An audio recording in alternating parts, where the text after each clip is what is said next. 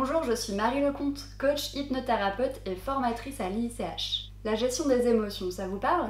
Eh bien, je vous propose aujourd'hui d'élargir le sujet à celui de l'intelligence émotionnelle d'après les travaux du psychologue américain Daniel Goleman. Intelligence et émotion. Alors bien que ces deux mots ne soient pas encore si souvent évoqués l'un avec l'autre, ils ont pourtant toute leur place ensemble. Il se trouve que depuis plus d'un siècle, on mesure l'intelligence d'un individu à partir de son quotient intellectuel, le fameux QI. Ce test vous indique si vous êtes plus ou moins intelligent et vous dit que vous n'y pouvez pas grand-chose. Alors que finalement, ce test mesure l'intelligence dite rationnelle. Alors que l'intelligence, en soi, désigne le fait de connaître et de comprendre. Cette définition ne limite donc en rien la notion d'intellect à tout ce qui se raccroche au rationnel. Si on s'intéresse rapidement à notre cerveau, on peut distinguer différentes structures cérébrales. La première dont je veux vous parler aujourd'hui, c'est le tronc cérébral, ou cerveau primitif, qui gouverne toutes les fonctions vitales, par exemple la respiration ou le métabolisme, ainsi que les réactions et réflexes dits stéréotypés. Il permet au corps de fonctionner normalement et de réagir de manière à survivre. La deuxième, c'est le cerveau limbique, ou émotionnel, où siège notamment la mémoire.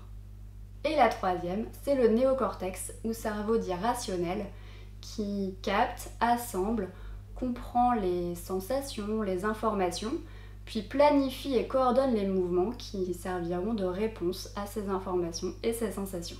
Les sentiments ont donc toute leur place et ils sont même importants voire indispensables aux décisions rationnelles puisqu'ils nous orientent dans la bonne direction.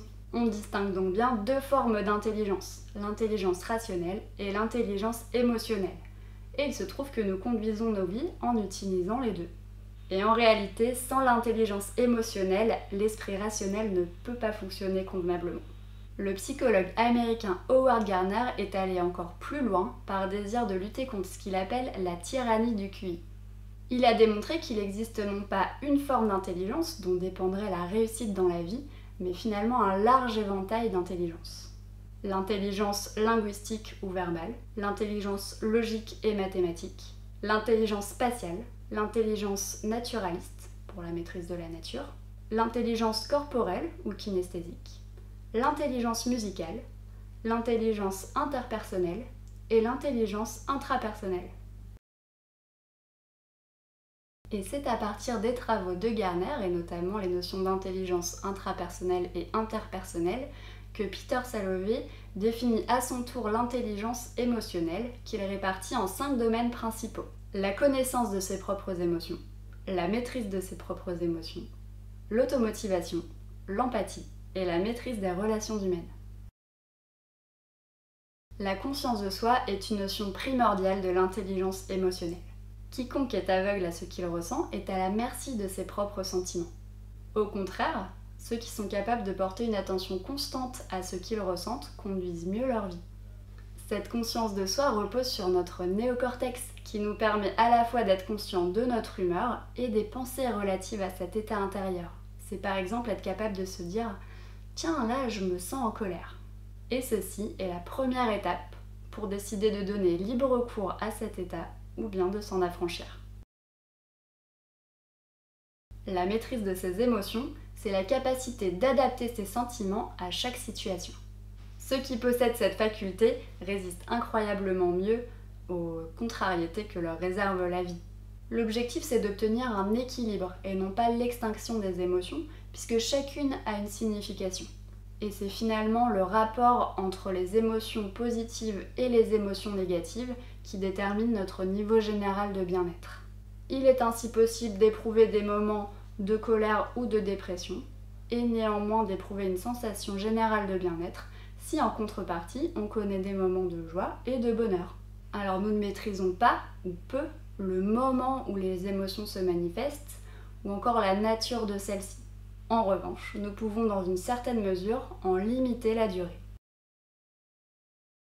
L'automotivation, c'est savoir canaliser ses émotions pour utiliser plutôt ses capacités mentales rationnelles, c'est-à-dire se concentrer, se maîtriser, remettre à plus tard la satisfaction de ses désirs et réprimer ses pulsions. Ceux qui possèdent cette aptitude sont en général extrêmement productifs et efficaces dans tout ce qu'ils entreprennent. L'automotivation mobilise l'espoir et l'optimisme, qui permettent de croire que l'on possède à la fois l'envie et la capacité d'atteindre les objectifs que l'on se fixe.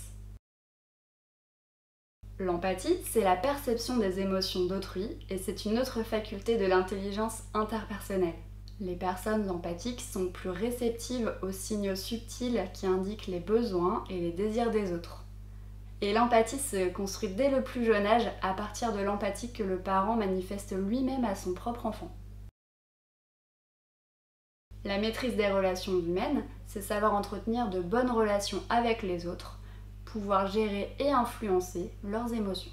Pour être réceptif aux autres, il faut un minimum de calme intérieur, c'est-à-dire de maîtrise de soi, et un minimum d'empathie, comme nous l'avons déjà vu.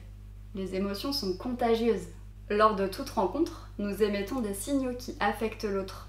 Il s'agit alors de capter leurs émotions et d'en transmettre en retour. On peut donc dire que les émotions nous enrichissent. Les capacités émotionnelles et rationnelles sont d'une importance capitale dans notre vie du quotidien. Et si vous cherchez encore une bonne raison de développer votre intelligence émotionnelle, vous en apprendrez encore davantage dans la prochaine vidéo. À bientôt!